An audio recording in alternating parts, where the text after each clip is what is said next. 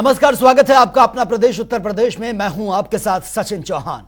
अयोध्या श्री राम जन्मभूमि तीर्थ क्षेत्र की खुदाई के दौरान प्राचीन मंदिर के अवशेष पाए गए हैं, जिसमें अनेकों मूर्तियां इसमें शामिल हैं, जिनकी तस्वीरें श्री राम जन्मभूमि ट्रस्ट के महासचिव चंपत राय ने ट्वीट कर यह साझा की है, जिस पर विपक्ष ने सरकार पर सवाल खड़े कर दिए हैं। सपा ने बीजेपी पर निशाना साधते हुए कहा कि राम मंदिर के निर्माण में केवल भारतीय जनता पार्टी सम्मिलित नहीं है और न ही केवल प्रधानमंत्री को मंदिर के उद्घाटन का अधिकार है।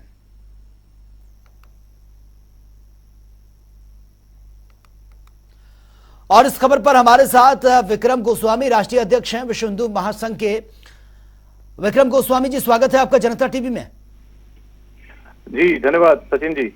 विक्रम गोस्वामी जी, जिस तरह से खुदाई के दौरान कुछ अवशेष ये मिले हैं और विपक्ष भी लगातार अब सवाल उठा रहा है कि राम के जन्म जो स्थली है उस पर सिर्फ एक ही पार्टी का अधिकार नहीं है। फिलहाल सबसे पहले मैं जानना चाहूंगा, जो अवशेष वहां से बरामद हुए, किस तरह की मूर्तियां मिली हैं और आगे अब विश्व हिंदू महासंघ की तरफ से क्या कुछ इसमें कदम उठाए जाएंगे? देखिए, ये तो बहुत अच्छी बात है। जो लोग कल तक राम के अस्तित्व पर, भगवान श्री राम के अस्तित्व पर प्रश्नवाचक चिन्ह लगाते थे, आज वो और उनसे जुड़े हुए राजनीतिक संगठन सब एक ही स्वर में एक बात कर रहे हैं कि ये भगवान राम की जन्मस्थली है। ये हम सभी के लिए गौरवान्वित करने की बात है और उन लोगों को करारा जवाब आज उन्हीं के नेता देने लगे हैं। और दूसरी बात जो बहुत महत्वपूर्ण है कि जो राम मंदिर मुद्दे पर विपक्ष के तौर पर खड़े हुए थे, जो राम मंदिर का विरोध कर रहे थे, आज उसी पार्टी के लोग राम मंदिर के विषय में बोलने लगे हैं कि राम मंदिर का उद्घाटन नरेंद्र मोदी या भारतीय जनता पार्टी अकेली नहीं करेगी। ये वही लोग हैं जो आज से पहले भगवान श्री राम पर प्रश्नवाचक चिन्ह लगाते थे और राम मंदिर का विरोध करते थे। आज उनको समझ में आ गया है कि राम मंदिर का विरोध करना उनको किस तरीके से राजनीतिक नुकसान भी पहुंचा सकता है और राम के अस्तित्व पर प्रश्नवाचक चिन्ह लगाने से उनको कितना खामियाजा और नुकसान झेलना पड़ रहा है। आज जैसे जिस प्रकार से एसटी हसन जी का बयान आया था, मुझे लगता है कि कोई उनके बयान को इतनी गंभीरता से लेता नहीं है। वो इस प्रकार के सांसद हैं कि वो चर्चा में आने के लिए न जाने किस प्रकार की बातें करने लगते हैं, वो ट्रैक से भटक जाते हैं हमेशा से। वो एक धर्म विशेष की बात करते हैं और समय समय पर सनातन धर्म पर प्रश्नवाचक चिन्ह लगाते हैं, कुठाराघात करने की कोशिश करते हैं और सनातन धर्म को बदनाम करने की प्रयास करते हैं। और आज जिस प्रकार का उनका बयान था, उनको मुझे लगता है कि सभी हिंदू संगठन जवाब दे रहे हैं। मैं प्रवक्ता सनातन हिंदू युवा वाहिनी विश्व हिंदू महासंघ, मैं राष्ट्रीय प्रवक्ता के तौर पर इस बात को बताता हूं कि आज जितने भी हिंदूवादी संगठन हैं वो बहुत जोश के साथ और बहुत उत्साह के साथ इस उद्घाटन में शामिल भी होंगे और जनमानस तक इस बात को लेकर चलेंगे। ठीक है, चलिए विक्रम गोस्वामी जी, बहुत बहुत शुक्रिया आपका हमसे जुड़ने के लिए। और मुख्यमंत्री योगी आदित्यनाथ मध्य प्रदेश के दौरे पर हैं, जहां पर उन्होंने बाबा महाकाल के दर पर हाजिरी लगाई है और विधिवत पूजा अर्चना भी की है। यह रिपोर्ट आप देखिए। उत्तर प्रदेश के मुख्यमंत्री योगी आदित्यनाथ आज बाबा महाकाल की नगरी उज्जैन पहुंचे। वहां पहुंचकर सबसे पहले योगी आदित्यनाथ महाकालेश्वर मंदिर गए और बाबा महाकाल के दरबार में अपनी हाजिरी लगाई। उन्होंने बाबा महाकाल का विधिवत पूजन किया। महाकालेश्वर मंदिर के पुजारियों ने पावन मंत्रोच्चारण द्वारा सीएम योगी से बाबा महाकाल की पूजा अर्चना करवाई। इस दौरान यूपी सीएम पूरी तरह बाबा महाकाल की भक्ति में लीन दिखाई दिए। आपको बता दें कि योगी आदित्यनाथ आज मध्य प्रदेश के दौरे पर हैं और इस दौरान वे कई कार्यक्रमों में शामिल होने वाले हैं।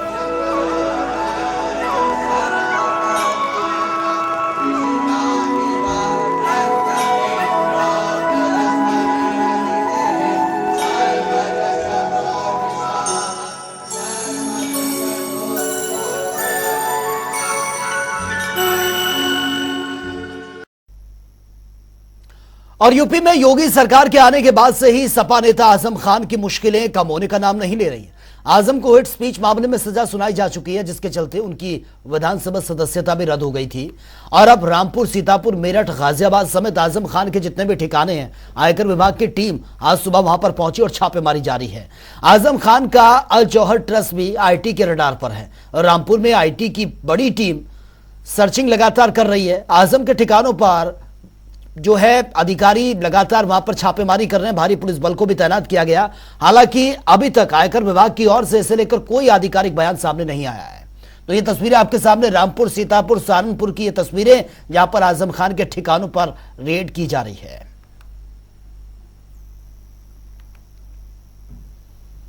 और 3 लाख रुपए की रिश्वत लेते सीबीआई के हत्थे चढ़े रेल अधिकारी केसी जोशी के ठिकानों से करीब 2 करोड़ 61 लाख रुपए बरामद हुए हैं। सीबीआई की छापेमारी कार्रवाई में इतनी बड़ी रकम की बरामदगी यह हुई। गोरखपुर से नोएडा तक एक साथ हुई इस कार्रवाई में भ्रष्टाचार से जुड़े कई अहम दस्तावेज भी बरामद किए गए हैं। आरोपी अफसर का मोबाइल फोन, हार्ड डिस्क और फाइलों को सीबीआई ने अपने कब्जे में ले लिया है। आपको बता दें कि पूरी कार्रवाई रेलवे को सामग्री आपूर्ति करने वाली गोरखपुर की एक फर्म की शिकायत पर यह की गई है।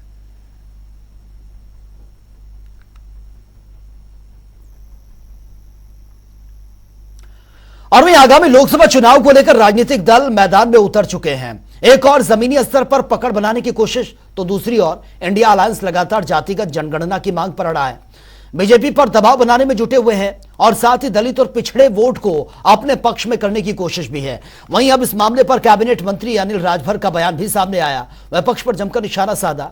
अनिल राजभर ने कहा कि जिनको अंग्रेजों का रास्ता पसंद हो वो लोग जातीय जनगणना की मांग कर रहे हैं। उन्होंने कहा कि जब से देश आजाद हुआ तब से एक बार भी जातीय जनगणना नहीं हुई है। भाई 2011 में देश की जनगणना हुई और आपकी सरकार, आपकी पार्टी भी कांग्रेस को समर्थन दे रही थी, बहुजन समाज पार्टी भी सरकार को समर्थन दे रही थी। आप लोगों के समर्थन से कांग्रेस पार्टी की सरकार चल रही थी और उनके कार्यकाल में जातीय जनगणना हुई।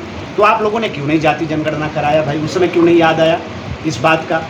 जहाँ तक भारतीय जनता पार्टी का सवाल है और प्रदेश और देश के जो तमाम हमारे पिछड़े, अति पिछड़ी जातियाँ हैं, जो दलित जातियाँ हैं, समाज के सब लोग हैं, हम सब लोगों को अटूट विश्वास से पूज्य प्रधानमंत्री जी के ऊपर आज वो देश को बनाने का काम कर रहे हैं। हमें आत्मनिर्भर बनाने का उनका संकल्प है।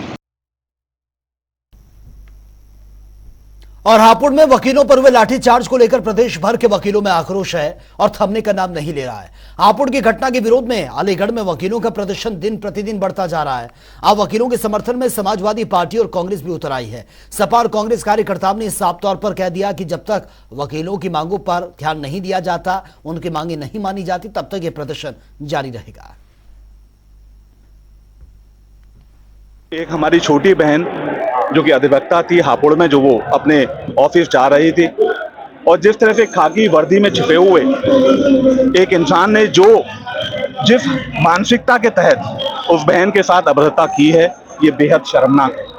और उससे भी ज्यादा शर्मनाक ये है कि जिन लोगों को जिम्मेदारी इन बहनों की मान सम्मान बढ़ाने की है, उनके मान सम्मान की रक्षा करने की है, वो लोग उसे दबाने, उसे न्याय दिलाने की अपेक्षा वो लोग उल्टा अधिवक्ताओं पे जिस तरह से उन्होंने बर्बरता के साथ लाठीचार्ज किया है, ये बेहद शर्मनाक। समाजवादी पार्टी को उन्होंने अधिवक्ताओं को सपोर्ट दिया है। उन्होंने यहाँ तक कहा है कि हम आपके हर दुख दर्द में शामिल रहेंगे और कहा कि जो पुलिसकर्मी हैं उनको सस्पेंड किया जाए, ट्रांसफर नहीं किया जाए और जो पिटे हैं उनको मुआवजा दिलवाया जाए, प्रोटेक्शन एक्ट लागू किया जाए।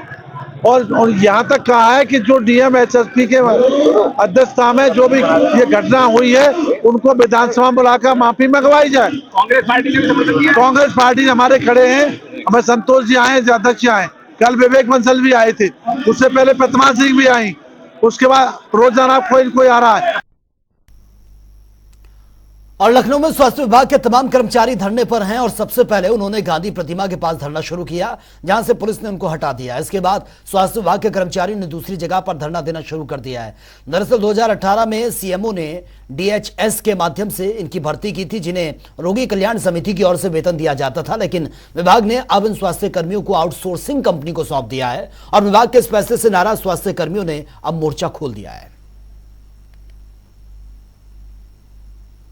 संजय चौरसिया सुल्तानपुर का अध्यक्ष हूँ और अपनी टीम के साथ जो है लखनऊ जो है इस समय यहाँ पे उपस्थित हुआ हूँ इस उद्देश्य से कि हम लोगों की जो मांगे हैं उसको पूर्ण किया जाए। आप लोगों के साथ कंपनी ने क्या अन्याय किया है जिस वजह से आप यहाँ पे धरने पर बैठे हैं? हम लोगों के साथ अन्याय यही किया है, जैसे हम लोग पुराने जैसे कार्य कर रहे थे डीएचएस से जिला स्वास्थ्य समिति के अनुसार वैसे रहें, हम लोगों को छेड़ा ना जाए और काफ़ी चीज़ें हैं जिसमें जो है हम लोगों की समस्याएं आगे के लिए हो सकती हैं। जैसे क्लियर कटआउट बताना उनका उद्देश्य है, लेकिन वो बताया नहीं, डायरेक्टली ज्वाइन करवा दे रही है।